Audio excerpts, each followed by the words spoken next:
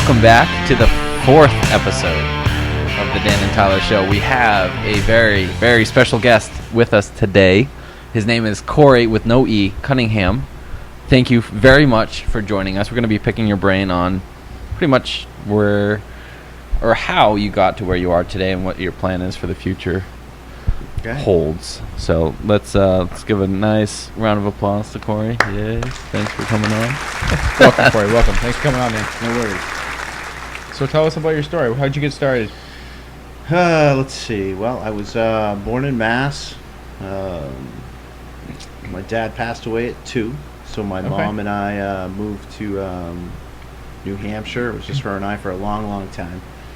So did the single mom life, me and my mom, for about the first 12 years of my life, which gives you perspective on different things. Yep.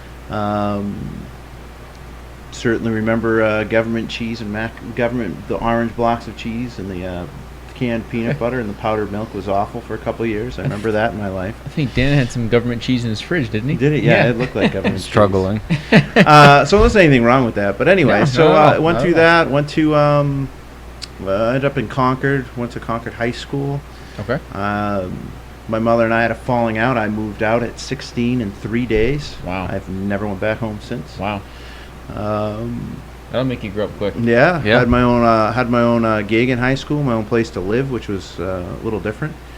How did you pay for that? I was a bank teller. I was the youngest bank teller in the state. At 16? Yeah. So after school, I would go down to Merrimack County Savings Bank, which is still there on Main Street, Concord.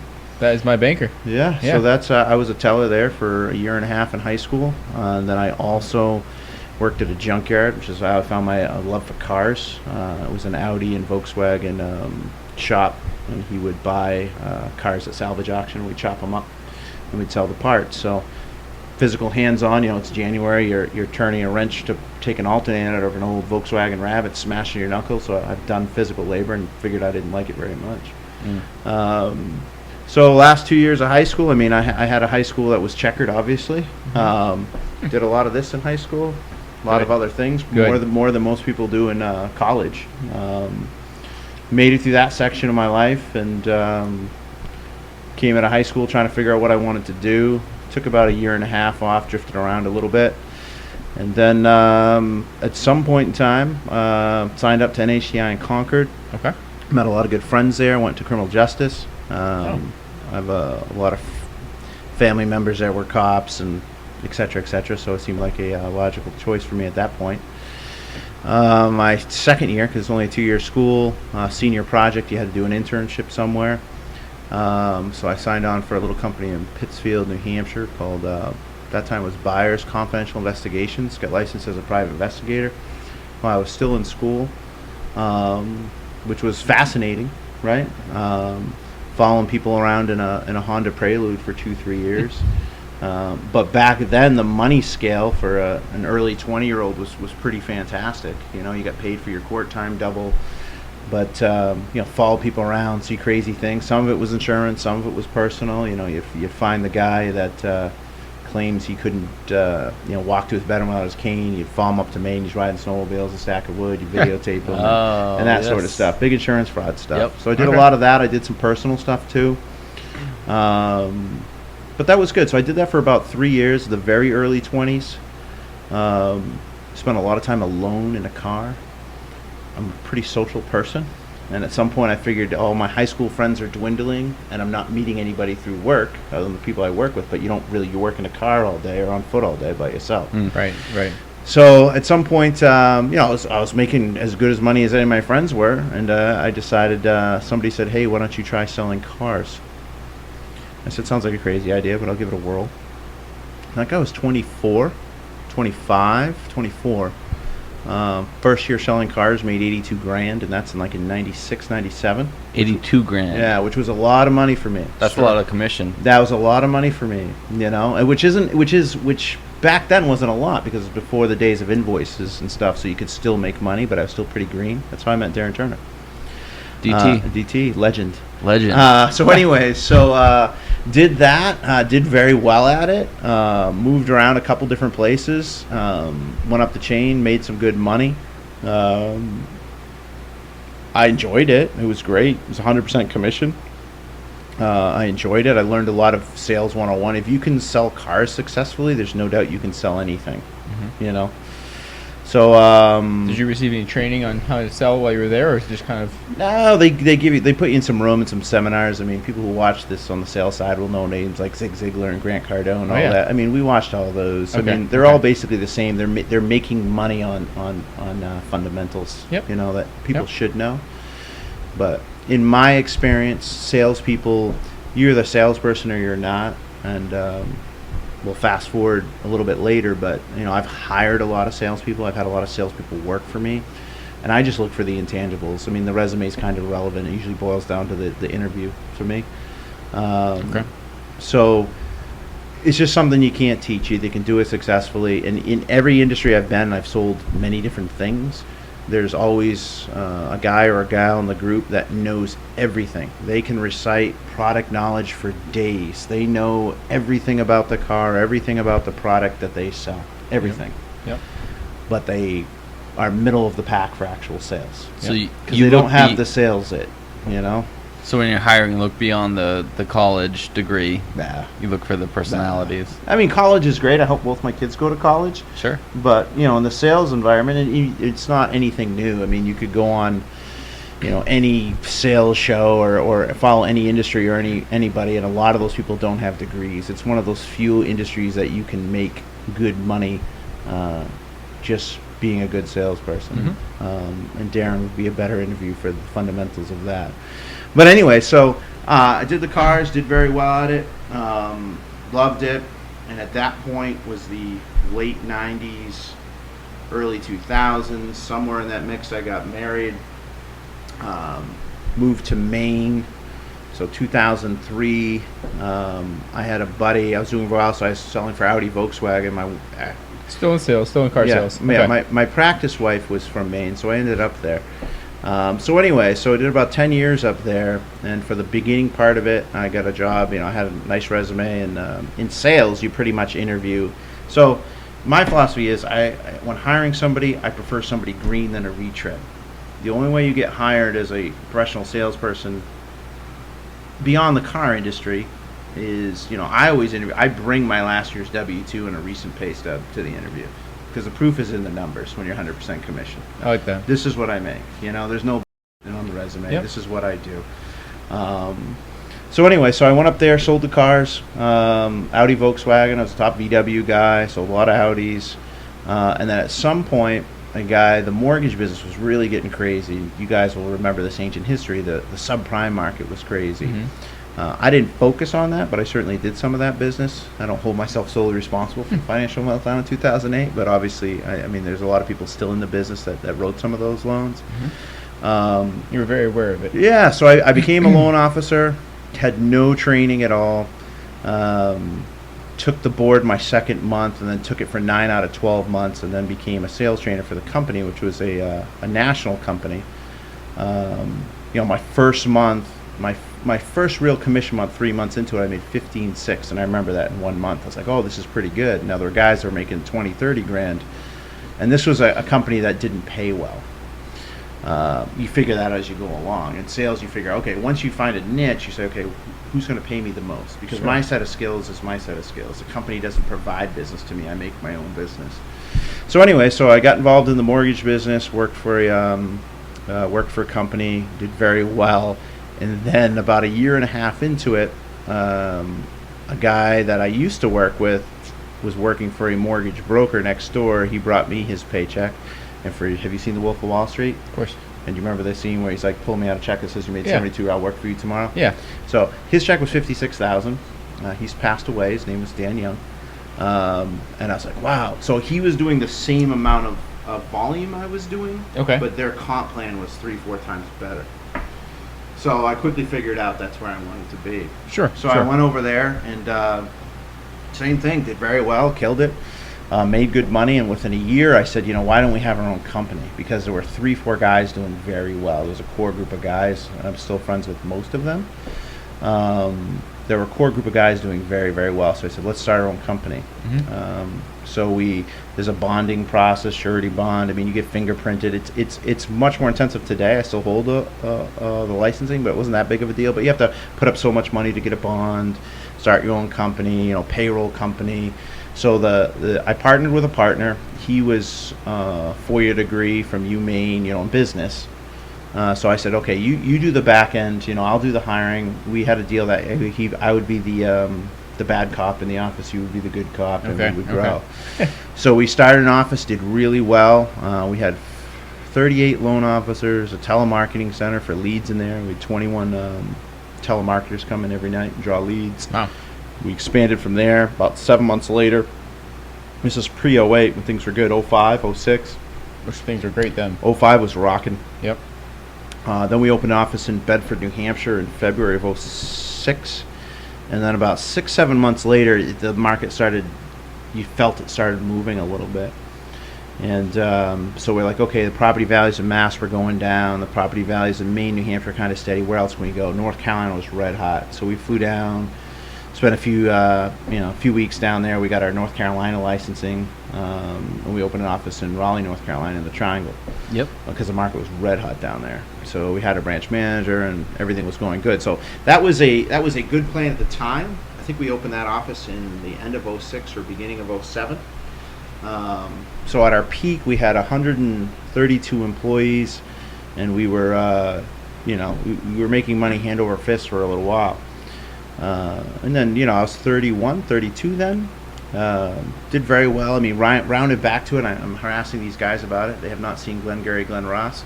They have not. You've seen. Have you seen Boiler Room? Yes. Okay. Have you seen Wolf of Wall Street? Yes. You sure? I have seen it. Okay. So anyway, when I used to hire guys, and they would be like, "Are you serious?" So with just a little synopsis of how great the mortgage life was. It was crazy. I mean, everybody was making money hand over fist.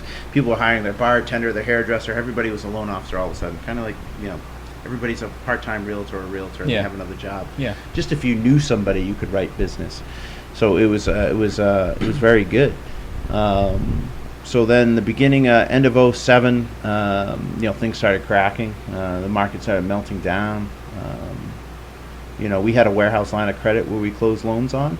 So all that simply means is you close your loan in your company's name, and then you sell it, usually either before or after the first payment, which you've been through. Where do I make my payment to, right? So we close it in our own name as a lender, and then we'd sell the paper. Okay. So the paper is the mortgage. $300,000, we would sell it to an investor, like Bear Stearns. Now, Bear Stearns went out.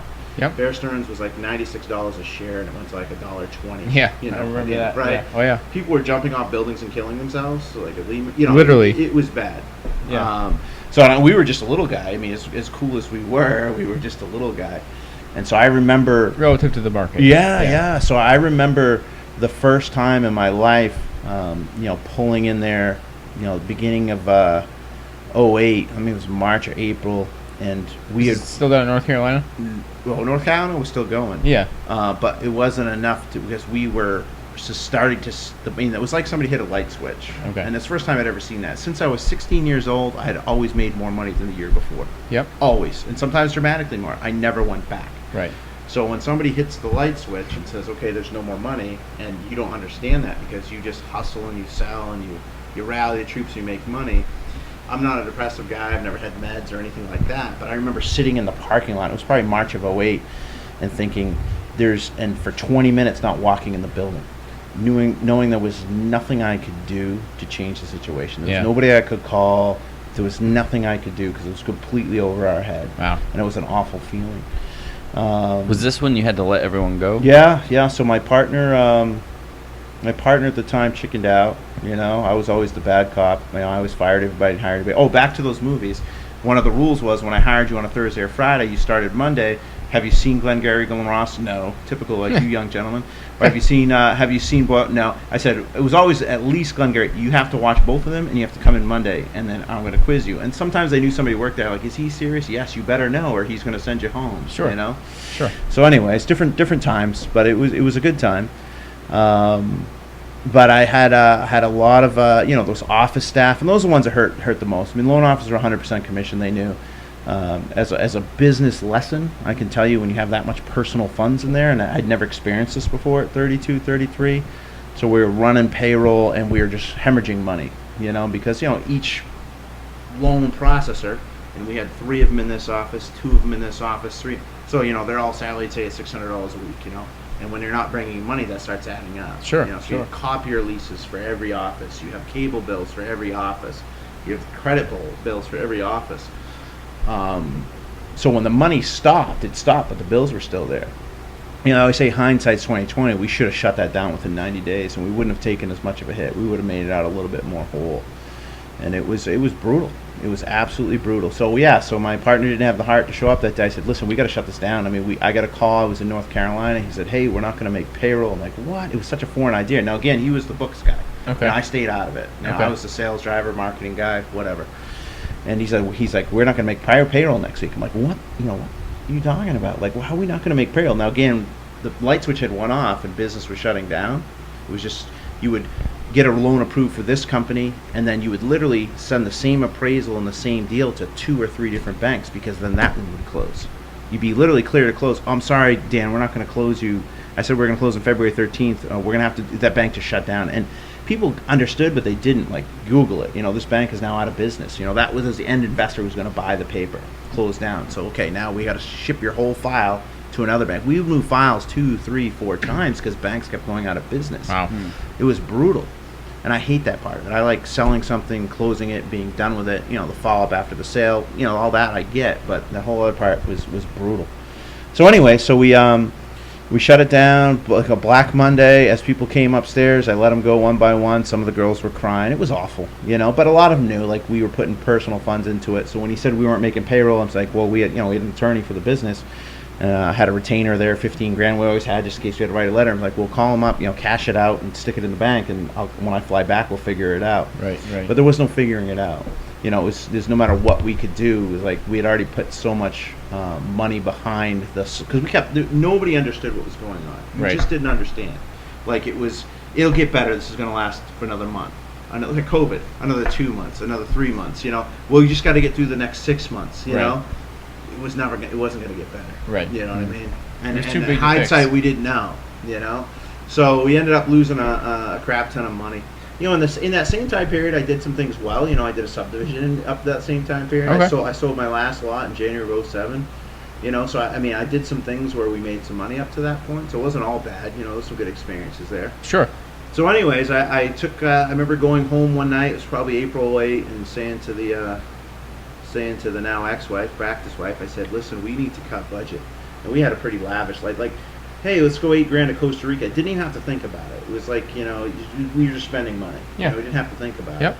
And it was, okay, listen, we're going down to basic cable, no more $200 haircuts, which to the female half, to the wife was brutal, Yeah. We're going to this. I used to have a guy that came and scooped my dog poop out of the yard every 2 weeks. She's like, that guy's going. Like, we cut everything, So literally went from making this to like 60 grand, which was a foreign number to me for Okay. years. I hadn't made that in like 20 years, or no, like 11, 12 A long years. time. Yeah, it's been a long year, Yeah. and I went from the top of the mountain, and I've never seen that much money again. That was the most money I made in my life, to that, So it's depressing. What should I do? Try to figure it out. And at that point, the statistic was in 2009 in Massachusetts, and I'll probably screw it up. This may not be factual, but it's pretty close.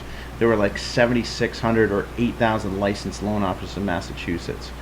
And that doesn't mean they worked in Mass. They could have worked for like Quicken Loans in California, but they had a Mass license, right? And then, come 2010, there was like 1,800 or 1,900. It was like an 80% exodus of loans. So all those loan officers that just knew people, like I was a bartender, but I talked to people so I can write 3 loans. So all those people were gone. Like, everybody was gone. So all the people that weren't in it were all gone. So I went to work for a company. I went back to my roots as a loan officer, tried to figure it out. Wallowed in my self-pity for 6 months because I lost a lot of money. It was tough to look back and see. And at the same time, you guys don't remember this, do you? I remember trading in an Acura TL that had like 42,000 miles that I owned free and clear, and taking a payment on like a Tahoe, like the end of, a Tahoe XL at the end of mid 2007, and I didn't even blink at doing it. And then, and in that same time period, gas went to like $4.10 a gallon, $4.12 a gallon, and I'm in that driving into work, filling that tank for like $120. I'm like, what am I doing? Like, this just went. I mean, it was brutal, and I don't mean to wall it, but I mean, there's a lot of people that watch this probably went through that. You know, it was absolutely brutal, but there was nothing you could do to fix it. Yeah, no, my family definitely went through that too. I remember it going that high, the gas prices, and it being a big deal. I'm like, what's the problem? It's $4 a gallon. Like, what's the big deal? I didn't understand. I was too young, but it was brutal. Yeah. So anyway, so all the expenses, came crashing down, and I went back to root as a loan officer. Did okay for about 6, 7, 8 months. Then I relearned, retooled, learned all the government loans, USDA, FHA, and then by June of 2010, started managing an office for another company. And I said, I don't want to be big again. Give me, you still pull from your core group. There were 3, 4 guys that I knew personally that were very good and that loved working for me, knew what went on, and I always helped them. So they came aboard. I had a small office with 3, 4 guys. By June of 2010. In June of 2010, my office of 3 guys closed 58 mortgages, which doesn't sound like a lot. 36 of them were mine. So I had myself, 1 assistant, and 1 processor. Closing 36 loans is more than 1 a day pace. So I had my best month since like 05. Like, I was like, okay, I can do this again. I'm making real money again. So I was managing a small office, the parent company in New Hampshire. We won't bring up names. The parent company in New Hampshire said, I was outselling the corporate office revenue-wise, and I had a sweet deal. I had a little office, they paid the bills, and so I wasn't doing the P&Ls anymore and that sort of stuff. So I was just literally just selling and managing my team. Small team, but we were effective. Okay. And they said, hey, why don't you come manage our corporate office, because they were doing half as much revenue as we were. I thought about it. At that point, I'd been in Maine for almost 10 years or 8 years, and it was time. Had my first child in 06, so it was time to get back to New Hampshire, which I never liked living that far north in Maine, so it was time for me. So anyway, so I took the job to manage our corporate office, figured out 6, 7 months. I was like, you know what? There's only one person you can rely on to make money, and that's yourself. Yeah. Because when you start relying on other people, it gets too convoluted. That's a great lesson. Yeah. So a couple of the guys I loved, and after 6, 7 months, that company merged with a bigger company. It just wasn't for me. So I went to work for a bank that I sold a lot of loans to. They were out of North Carolina. They knew who I was. They hired me as a regional. I built a terrace, started a small office in Trafalgar Square, kept going up. And you're still there, right? Well, my old partner who worked for me as a loan officer, we'll fast forward, but he runs the office. I just hang my hat there as a part-timer. I do it as a side hustle now. It's not my full-time gig. I don't stress about it. So I got burned out come 2012, 2013, 14. It become, the industry was changing again. There was a lot of legislation. Not that I couldn't maintain a license or do it. It just, I've been 100% commission at that point for like 13, 14 years. And it wears on you. You got a family, and you're planning on taking the vacation and spending $8,000 because you had a big month, and then 2 months later you make nothing, or not nothing, but you know what I'm saying. It's all relative. Yep. So it became inconsistent. So at some point I got out of there. Maintain my licenses. So right now I just have Maine, New Hampshire, Mass, which isn't a big deal. It costs a few bucks a year to maintain them, and I write loans for friends and referrals like Dan Toms. So I help people when I can. You know what I mean? Yep. But it's not my focus anymore. But it's a nice side gig. Too much time and money invested to completely walk away from it. Absolutely. So anyway, so then I had a buddy doing the same background I did that I met up in Maine. He was working for a flooring distributor with the same set of skills. I knew nothing about flooring. I couldn't tell you what any piece of trim on this flooring was. I knew nothing about it. It's funny because you sold all the flooring for this building. That's right. Here. Yeah, I know nothing about it. No, anyway, so I knew nothing about it. How good of a salesman he is. So I interviewed up there, and that's the other thing I'll tell you. I'll look the camera in the eye. I've never interviewed for a job and not gotten it, ever. It's never happened to me one time from 16 on. If I interview it and get in front, because my resume looks like crap because I can't type, the wife doesn't help, but you know what I mean. Sure. Once I get in front of somebody and it's sales oriented, I always get the job. Okay. It's always been that way. So when I interviewed for flooring, it took 6 months, but I ended up getting, he's like, we don't really have a position, this is what the job entails. Now my friend who had the same background I did or similar, he did very well. He was making good money and knew nothing about it, and just a different set of skills. Going back to the retreads, what that owner of that company said, he said, listen, I can hire a 20-year vet from another company that knows all about flooring, but we haven't really, why have somebody else's bad habits? You know what I mean? Maybe we should be looking outside our industry, because the sales force in that industry is very antiquated. My boss says that line all the time. Why have someone else's bad habits? Yeah. You'd rather have a fully trained employee who might leave you. Right. So anyway, so I got a call 6 months later. You want to try it? I said, sure. My 1 year review went like this. The exact words were, the time frame 07 was good times. He says, Corey, I got the Boston North territory. He said, Corey, we haven't had those numbers out of that territory since 2007. Okay. We don't know exactly what you do, but keep doing it. Because I was completely unorthodox from the standard building material salesperson. Sure. It was a lot of management, a lot of emails, a lot of spreadsheets. I just can do that side of it, where a lot of those guys that have been there a while certainly know more than me, but they're just antiquated. Yep. So anyways, did that for about 2 years, did very well. Going into my second year, I got a call. So there's manufacturer reps, right? So Okay. you don't understand distribution, right? You deal Yes. with food distributors, right? Yep. Okay. So there's a manufacturer rep that I liked. He was my favorite rep. He said the largest flooring company in the country.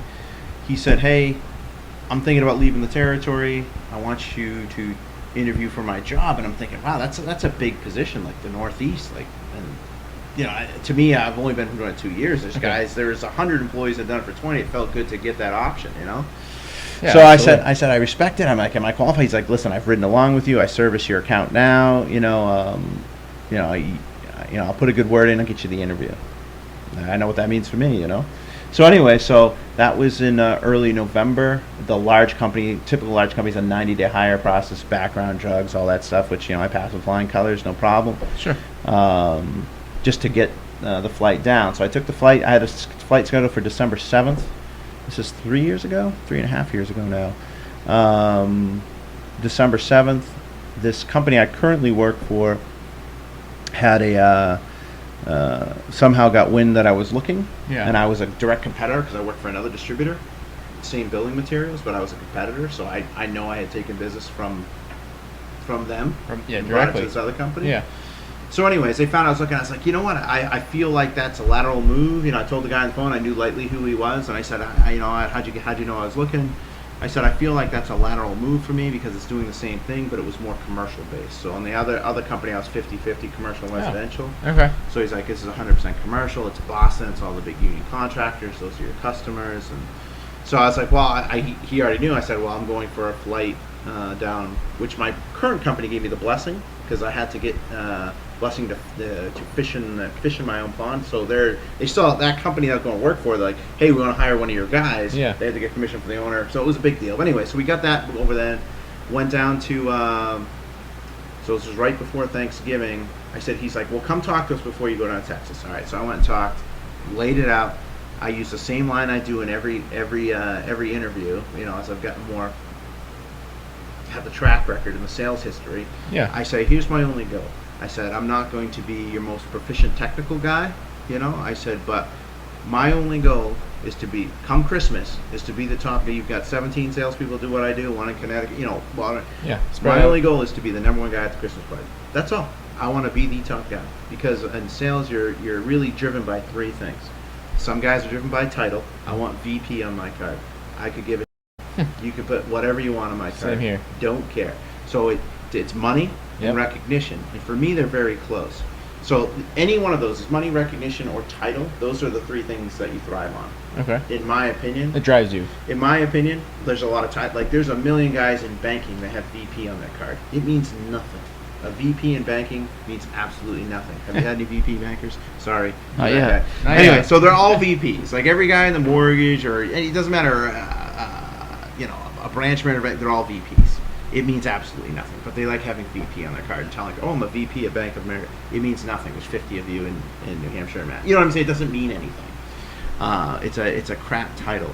So title, money, recognition. I like the recognition. I look at the sales reports. I get the sales report.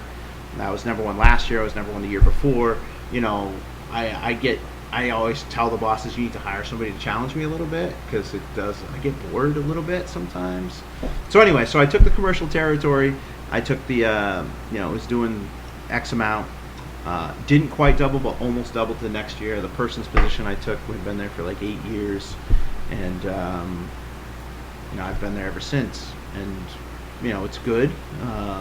It's 100% commission. The other thing I enjoy about 100% commission jobs, especially, and you'll learn this, if there's no better place to be in any sales environment than 100% commission and top of the pile. If you're top of the pile and 100% commission, you tend to get a little more freedoms. As you gentlemen go through your cycles of life, we talked about the cycles of sales and jobs. Yep. Like you have a little one coming. Yep. Congratulations, by the way. Yeah, congratulations. You did your however many minutes of work, got it done. So anyway, so we got the what was I going to say? So we got the so in cycle of life, the one thing I do about sales, especially when you're top of the pile, is you get a lot of freedom. So you're not at the age yet, but when your son's 10 and he has a game at 3 o'clock in Milford, you're going to want to go. Yep. If you're at a job where you have to be there every day, you can. Right. I can. Right. You know what I mean? If my kids have a doctor's appointment at 9 a.m. on a Wednesday, I can go. It's not, as long as I'm near my phone, and addressing what I need to address, or on my email, I have complete flexibility. If I want to take a day off and work from home, do an office day, I just text my boss, doesn't question it. Yep. Now, the guys in the middle of the pack probably have a lot more reporting to do. Yeah. Blogs and that kind of crap. Tighter leash. Yeah, the tighter Yeah. leash. But that's what, and when you boil down to it, especially at my age now, I enjoy the flexibility. If I wanna grab my iPad and go sit by the pool at 3:30, I can do it. Yeah. It's probably the greatest part of that position. And when you get older and your kids get older, you want that flexibility. Yeah. You don't want to sit at a bank from 9 to 5 and sit there at a desk. Right. You want the time. It's crap. Yeah. Yeah. Yeah. So anyway, so I agree with that. that would be so I've done very well there. I enjoy it. I like a challenge. I mean, this past year's challenge is COVID. COVID to me being 100% commission. I had my second light switch experience. Yeah. So 70% of my sales, or 70% of what I sell, tractor trailer loads of material. So I do a lot of logistics, getting material there. So they took the unions off the jobs in Boston. Okay. All of them. Because of the COVID. Carpenters Union, they all went off the job. So when they take a job site and they button it up, school or Tufts, BU, any of those projects going on, or a hospital, they stop doing them. So that's 70% of my sales on a monthly basis go to them. They were off the job for 4.5, almost 5 months. Yeah. So that was brutal, And again, not as bad as the 2008, because I don't have all the personal time and money into it. But I looked at life and said, I went from I got a commission check, I got a bonus check 51 out of 52 weeks the year before, to literally going 8 months without getting one. Yeah. So it was brutal. But again, not as bad as the first one. 2008. I would say not nearly an OA experience. Yeah, so it's hard. I mean, it's hard when you tie yourself to industries that have and I wouldn't have guessed. I mean, I wouldn't have guessed COVID. I mean, now being smart as I am and looking at trends and things, like young bucks doing Bitcoin, watching trends and being aware, more situational awareness of what's going on around me than I was. Yep. I mean, the going into an industry, any industry that someone else can turn the light switch off on you is not fun. And in a short order. Yeah. When COVID was the light switch went off, and then 2008 light switch went off. There was nothing I physically could do other than worry about it. Well, they were both pretty much overnight too. I mean, Yeah? it was crazy. Yeah. So I mean, COVID was fine. Went through that. I mean, things have picked back up again. Job sites are opening up again. We'll see what this next round does. But Is it hard to get material though right now? Certain industries, yeah. Glue's hard to get. What screwed that up was about 3-4 months ago, they had the big freeze in Texas. Yeah. Well, like Houston, 85% of all the glue, whether it's carpet or wood glue, is made down there. Wow. All those plants froze. So there's no glue. That's I interesting. didn't You know what I mean? So that's Yeah. why there's literally a national glue shortage, and glue's up like 110%, like chlorine's up. I mean, everything's up. Yeah. But yeah, no, you can get material. So tile has been good. Wood's been hard. I mean, I specifically do Tile is my Oh. forte. Okay. So we have a commercial wood guy, a commercial vinyl guy, but tiles have been pretty good. The domestic tile manufacturer's done okay. Where we've had problems is the Italians, because obviously Italians are known for tile and marble and Yeah. threshold. So we Great get a lot marble. of tile from Italy, but Okay. the cost of shipping has tripled. I heard they shut down some borders too, so it's Yeah. kind of difficult to Yeah. get things transferred over to the U.S. Very difficult. Stuff coming from Mexico is different. Very difficult to get. Stuff from Italy, the cost of container has tripled. So depending what you're shipping, like whether it's whatever, you pay a flat per container. You know, you go to Jersey and see the containers. You know, and they load them on trains. Yeah. Yeah. So those have tripled in the past 3 months. So you literally anything that Literally tripled. literally tripled. So anything you cost average, like square foot per tile or square foot per marble threshold, everything. Yeah. I So mean, what was $2 the is now material- $6, and well, now not the cost of making it in Italy, but the cost of the freight. yeah. Just shipping it. Yeah. Period. So shipping is the biggest problem in this country now. Period. So like FedEx and UPS on June 1st or mid-June came. A good example. Like customers don't understand why stuff isn't there. I mean, they came out with a notice mid-June or June 1st. It simply said, we give customers an option if they're really stuck and they need a little bit of material to finish the job. So if we're picking up in Tennessee or wherever the material is coming from, Sure. hey, I need this to finish this job. Well, you can get it in there's 2 days. There's 2-day FedEx, 2-day guarantee, and then there's overnight, right? So 2-day, 9 times out of 10 always got their 2-day. And it was significantly less than 2-day guarantee. Okay. 2-day has now gone to whenever FedEx or UPS or Old Dominion, or I'm not going to, but any of them, SDs, doesn't matter what the freight carrier is. 2-day is now 4 or 5 day, right? And then so a lot of customers say, I can't wait for that. We used to be able to tell people, just do the 2-day, non-guaranteed. 9 times out of 10 you'll get there. Do you need it in 3 days? Okay, just do 2-day guarantee. 2-day. 2-day guarantee. FedEx and UPS came out with a notification. You can go ahead and pay for 2-day guarantee, but we're not reimbursing for you for their guarantee portion. When it's beyond 2 days. Yeah, no, that's out now. It's Yeah. like there's no rhyme or reason Wow. to anything Wow. shipping right now, which is brutal. Yeah. But anyway, so that's the short version. I mean, I can tell you anything you want about the sales end, and then you know, side hustles and making money. I mean, that's what it's about. Yeah. Well, we talked about where you've been. Where are you going? Where am I going? Well, let's see. Well, my 8-9 year plan is obviously I want to retire. Okay. I'd like to retire between 55 and I was 58. gonna say, what, you're 46 right now? Yeah, Yeah. 55 to 58 I want out. Okay. My youngest will be 18, 19, 20, you know, getting out. I want to get out of New England. Going south? Yeah, North Carolina. Yeah. Love it down there. Whereabouts? So much cheaper than up here, too. Oh yeah. Coastal North Carolina. Mhm. Like, we usually go down to North Topsail or Emerald Isle every April vacation. Kids love it down Beautiful down there. there. Yeah. But our goal is to buy something, get out. You know, I've recently, past 3 years, made an investment in a cannabis company that's done very well in a state where it's legal. Congratulations. So partnered with a few other guys. We each threw in the same amount of money, and that's now making very good money. So cannabis and hemp, you know, a licensed and inspected and audited operation, Awesome. and that's going really well. So long-term play, I think that's a long-term play. I think that's gonna pay some serious bills, and be able to accelerate that idea of retiring early. Yeah. Um, Mid 50s exit, Yeah, mid-50s exit. Yeah. I mean, life is short. I mean, Yeah. I already got friends dying, you know? which is crazy. I'm more than halfway to dead, you know? So, got friends. So, I would say, you know, just, I tell any young guy, I mean, you guys are in that same point, you know, you 27, 28, you start having rational thoughts. Women are way more mature at an earlier age, period. Hate to say it, but they are. It's very true. Yeah, so 27, 28, you know, I have my rational thoughts of, hey, I should have, you know, should have life insurance, I should buy a house, and then, you know, start progressing. And then you go through the ebbs and flows. The ebbs and flows of having kids, then you're really tied down to that job. And then once you're tied down to that job, once the kids get a little more freedom, then you can kind of, you know, venture out and do other things. But, I mean, you guys are kind of in that front end of that, buying houses and thinking about having kids stage. But for me, the 40s have been the best years of my life by a mile. Best decade of your life. Best by a mile, not even close. I mean, the 30s were great. I did okay. Had some trials and tribulations, but kids are young, and it's a grind. I mean, I love my kids. I'd do anything for them, but it's a grind. Um, A lot of time and effort. yeah, and then, but then you start working. You got to work smart. I tell people, work smart, not hard. You know, there's an easier way of doing things. It's not always in the manual. You know, So you got to kind of think. Work smart, not hard. Have side hustles.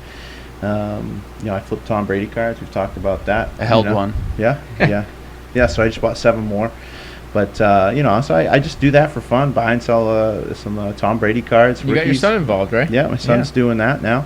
His son's making more money than me now. Yeah, so I said, you got $3,200 in your savings account. He mows lawns, and I said, let's if you buy a card for $300-400, we'll send it out, get it graded, and then we'll sell it for $2 to $3 grand, and then you can we'll take that $3 grand and make it $9 grand in 6-7 months.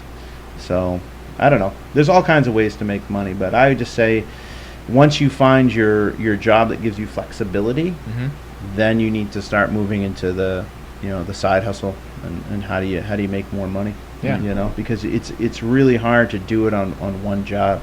I would agree with that. I mean, once you find your day job that gives you flexibility, that you make a decent 6-figure income at, then it gives you the freedom to do other things. But just sell. I mean, people have to like you, and there's a couple cardinal rules, like next one to talk loses. All that stuff is true, But enjoy what you do. Find your niche. I mean, I didn't know sales was my niche. Like I said, I had a great job. The criminal justice route, PI was great. It was a fun job. I mean, I was 20-something to be as a PI. My roommate was a state trooper, and everything was great. Nice. You know what I mean? That's awesome. But decided that wasn't my path because I missed people. I was in a car all day. I missed people. I wasn't making friends anymore. Yeah. Now you've made a million connections over the years. Yeah, you just have to be happy with what you do, and that's taken me a long time to learn. And you have to be. It's hard to be able to take risks when your kids are young, like when kids are like 1 to 5 to 7. I mean, you're just stressed about thinking about college funds and everything else. But there comes a point where you have to take a little more risk, and once you get to that point, you'll have some failures. I've taken some risk in one. The subdivision was a risk. I won on that one. Cannabis is a great one. It's a win. You know what I mean? Yeah, I've had some losses. But as long as there's more wins than losses, and you enjoy what you're doing, and you're progressing. You have to take risks. Good. Bigger the risk, bigger the gain. Yeah, right. What questions do you have? I talk too much. Did Corey with an E? Do you have to ask him questions? What was that? Do you have to Corey with an E a lot of questions? Do you have to ask him a lot of questions? No. It We was asked him some questions along the way, but some no, it was pretty pretty good much questions. getting you on the show, getting your life story. So I would just say, What's your advice to I like that you start harping on this. What's your advice to someone who's our age? Give us like 3 things we can work on at 27, 28 years Well, old. If you could do it all over again, what would you do? Wouldn't have married my practice life. Oh. I have 2 beautiful children. 50-50 see? custody. I'm not a jerk. I have them all the time. There was some Anyway, good that came from that. It's. I would say be careful when you load your personal funds into one thing. Like I took. So you're big on diversification. Yeah, to a point. You know what I mean? I mean, you can do as much. I mean, I think I told you guys I just started doing a little bit of crypto. I'm just following along another guy who's doing it. Not my thing. I like tangible things. I like that I can buy a Tom Brady rookie card for $200 as a side hustle and sell it for $2,200. I can touch it. I know the process. See, that's what I like about real estate. I like the farm in Maine because I can physically go to it. We meet once a month, decide where to spend the money, how we're expanding. Are we buying commercial prop? What are we doing? Are we hiring more drivers? I like tangible stuff. I don't like. I've kind of decided for me, and I'm quote unquote, what am I, Gen X or something? I kind of decide that I don't like. I'm not a millennial. I'm stuck in between. Yeah. But I would say what's lost now today when I already talk to young salespeople or I talk to old salespeople. When I sit with old people, when I sat with that, when I went into flooring for the first time, the distribution end, I rode with guys that were 20-year vets, and this is literally what they told me. Give me some advice, guys. Listen, the company wants you to grow 3 to 6. Just grow 3 to 6% a year. They'll leave you alone. They won't bother you. In my mind, I'm like 3 to 6%. That's nothing. I mean, that's like milk, 2% milk. I mean, that's not how I'm wired. I'm 100% commission. Why wouldn't you want to drive out of that train? Absolutely, you know what I mean? absolutely. So, I mean, I still like the thrill of the kill. I mean, if you don't get in the thrill of the kill, you need to walk away from whatever you're doing. It's not exciting anymore. But 27, 28, again, it seems to be when guys, at least that I know, had a rational thought, buy a house, that's the right thing. You buy a multi-unit. It's the first thing I did. I mean, I bought a 2-unit.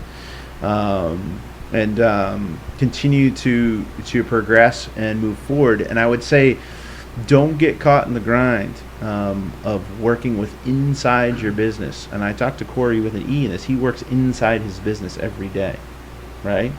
So if all you do is go to the office every day and do the same thing every day with the same people, which is fine. You're just that guy that's going to make X amount a year, and it may be $200-300 a year, but you're not working outside your business, especially for self-employed or entrepreneur people or commission people. Like, you have to make a point to do something different. Like when I'm going to be careful here. There's very few realtors that I have a great relationship with. Okay. There came a point in my time where I had so much business that I could say no. I don't want your borrower and I don't want to do more. And I said no many times. And it was more of the relationship with the realtor because they were not trusting in what I did and that the closing would happen on time. So early in the mortgage days, like I said, we had big time. We generated mortgage leads. So I could get you a realtor in here and say, yeah, Corey's given me 26 borrowers that have closed in the past 3 years. Mm-hmm. They're my pre-approved buyers. They didn't go to the realtor first. Then I give them to the realtor, which gives me all the power. When I say all the power, it gives me the upper hand in the relationship. Okay. Versus the other way around, which is typically how most loan officers think. They go out and solicit the realtors. Oh, give me your pre-approved buyers. Give me your buyers. Give me your buyers. I always hunted for the buyer. You know what I mean? Yeah. So I would just say, when I say work outside your business, if I was teaching young loan officers, I would say, work outside your business. Get the who generates business? Divorce lawyers. Every time somebody gets divorced, they have to refinance the house. Nobody wants to talk about it. Nobody wants to use their friend who's a loan officer or realtor because they're a little embarrassed. Right. You want your card with that divorce lawyer. Husband, wife, whoever, they're beat up, they're just done. Hey, you have 6 months to refinance houses, split the equity. Here's the loan officer's name. Yep. No pain, not going to judge you, just make it easy for you. Absolutely. You could go through the list of people that generate business that you won't really think of, and those are always the people that I targeted with, and the phone would ring to me. Okay. You know what I mean? Yeah. So, but to do that, it was working outside your business, taking a divorce lawyer to lunch. Hey, this is who I am. This is what I do. Hey, I've had a divorce. I know. I know what your client's going through. You know what I mean? Sure. So, empathize. yeah. But if you just do the same thing every day, and you have to make time, 2 to 3 hours a week outside the box. So for you guys, it's watching other people's podcasts that are successful. What are these guys doing? What type of guests do they bring in? What type of personalities they bring? What's the flow? What makes it interesting? Right. If you aren't watching the podcasts of guys that have 50,000 people watching it, then you're not working. You're narrow focused on what you have here. Right. And I think at 27, 30, you don't have that vision yet. You have dreams. Yeah. But you don't have the vision to get there. Right. You don't have the smartest path to get there. You're here and you see here, but you don't see the route. Yeah. You don't see the fastest path. Exactly. And that takes time. Yeah. Experience. Wins, Experience. losses. I mean, get yourself a mentor. I mean, I'm not me, but I've mentored a couple guys. I've had a couple guys approach me, like younger guys. They give me. I want to call you once every 3 months. I mean, you call your pastor at church, you can call your dad, but who else are you going to call? Right. Hey, what do you think of? I've shot so many ideas. Hey, what do you think of this? I'm like, don't do that. It's never going to work. You know what I mean? That's a dream. You need to get beyond the dreaming portion. Right. You know what I mean? There's no way to get there. How are you going to get there? Right. You don't have a path. You don't have the right connections. You don't have. You know what I mean? Right. Start with this and focus on this. But you need to focus at your age. Focus on what your 5 years where you want to be. And that's going to involve kids, mid-30s. And then from there, like I said, in the 40s should be your time to make as much money as possible. Your kids are older. You're enjoying the games. You're not changing diapers. You know what I mean? Yeah. It's a much better time. Yeah. And you have the experience. You have connections. Like people call me like, hey, I need this. Do you know the building inspector for this town? I need an attorney to do this. Like, I can literally pick up the phone. Hey, I need a limo for Saturday night. I know a guy for everything. And the people are like, how come they pick up the phone? Because I've helped every one of them. Sure. You know what I mean? Sure. And it's very rare when I ask for help. So. Mm-hmm.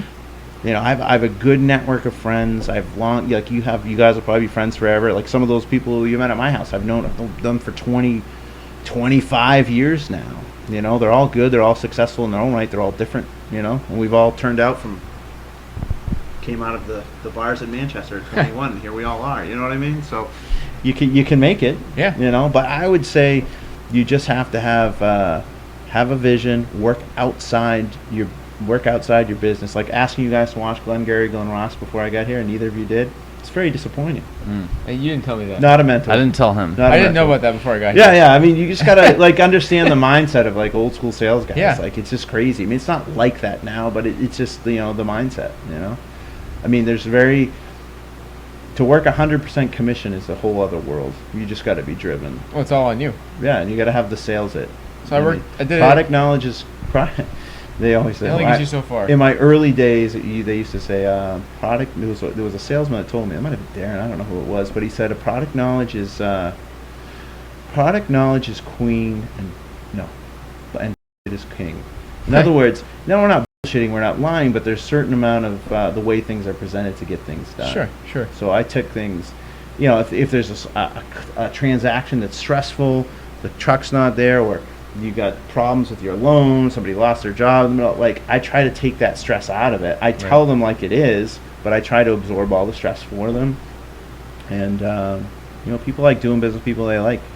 Yeah, that's absolutely. it. Make yourself a network, but work outside your business. How many podcasts have you guys watched of successful people? I felt like handful, yeah. Yeah, I felt like 4 or 5 people core people. You want them? Yeah. Yeah, that's good. Like you just have to do whatever you're doing. You have to go outside your business. You can't do the same thing every day. So I worked right out of college. I started with Allstate Insurance and Sales, Poor thing. and it was a lot of cold calls. Yeah. And but I worked for this guy, and he was like, he's one of the biggest agents in the country. He's huge. He's actually out of Manchester here. Yeah. And he's got like 7 offices now, but that's his first office. But he would preach drive all day long. He said it's all on you. Drive. You got to be driven. It doesn't mean you have a bad day. I mean, my wife will tell you sometimes, or my coworkers, sometimes I have a bad day, or some days I'm not into it. And I think that's the beauty of when you're doing well. Sometimes you just need to take a mental break. I mean, after COVID, I've enjoyed this summer. I've taken a lot of Fridays and Mondays off.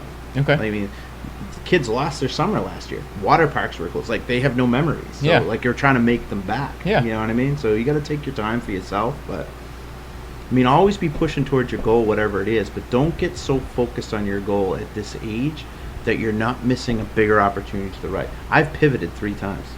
I just know I can sell. Yeah. I don't care what it is, but I've pivoted multiple times and I've come out of it, lost almost everything and then come back out of it, but don't get focused. Like I was in that car, yeah, it was great money. I was making as much money as any of my friends were, if not more, but I was like, you know what, I just didn't enjoy it. I enjoyed being by myself all day. It's a cool job, but I didn't enjoy it at some point in time. Sure. And then pivot, and then maybe you do car sales, and then pivot, and then mortgage lending, and pivot. Now you're kind of getting into the investing game. Yeah, doing different things, Yeah. and whatever it is, you got to enjoy it and have more than one stream of revenue. Yeah. That's all. Yeah. And just putting in your 401k every day is going to do it. No. No. So what's the number nowadays you think? Like back in the day, right? You want to be a millionaire. $1 million, I don't think does it anymore. Not even close. To make $1 million a year, or $1 million what? To retire. It depends, buddy. $1 million a year would be awesome. Well, what do you mean? To have $1 million a year in retirement, or have $1 million in your bank when you retire? What are you saying? Well, people always What's your vision? The old bio was like back in the day, you wanted to become a millionaire, right? But I don't think $1 million nowadays is just not enough to retire on. It's not. I mean, it is. It depends on how you want to live. True. I mean, what would make me happy? I mean, I'm still gonna work. And say I'm late 50s and I'm retired. Right. Whatever my side hustle. You want freedom. Whatever my side hustle be. Yeah, I want freedom. Right. I want to put the top down of the Porsche and go. Right.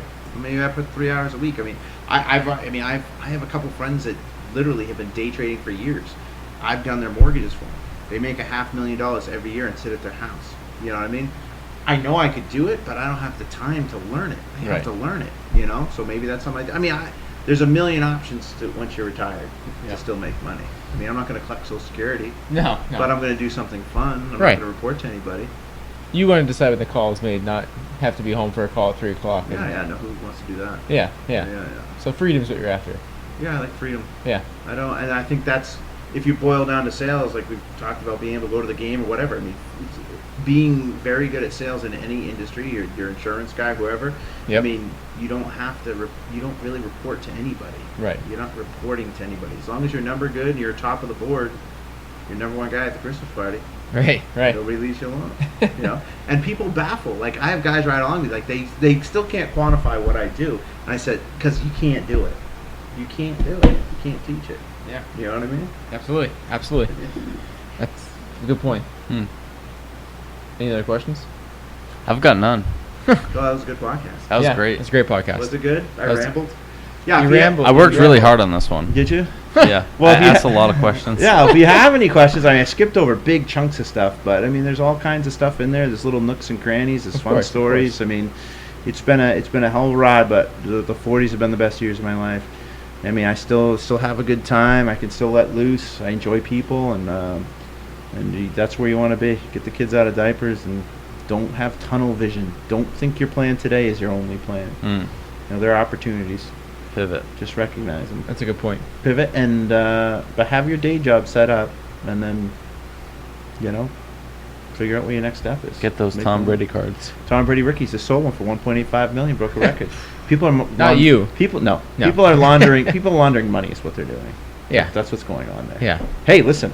If I get a product somebody wants to buy, it's fine. Yeah. That's right. That's right. You know what I mean? That's right. That's right. Absolutely. That's it. No, anyways, It's that simple.